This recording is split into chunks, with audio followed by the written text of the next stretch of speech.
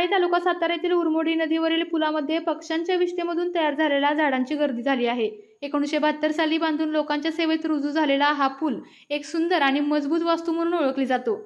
पण सध्या हा पूल बांधकामात उगवलेल्या वेगवेगळ्या झाडांच्या गर्तेत सापडू लागलेला आहे।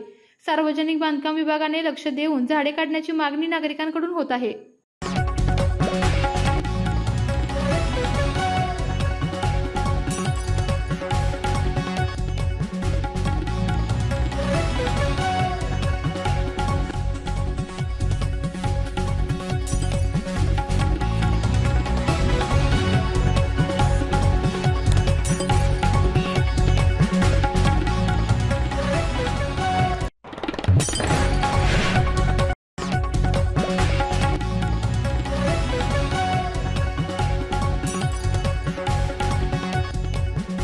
आपल्या तालुक्यातील जिल्ह्यातील बातम्या सर्वप्रथम पाहण्यासाठी आजच सातारा न्यूजला YouTube चॅनलवर सबस्क्राइब करा, लाईक करा, शेअर करा आणि बेल आयकॉन प्रेस करायला विसरू नका।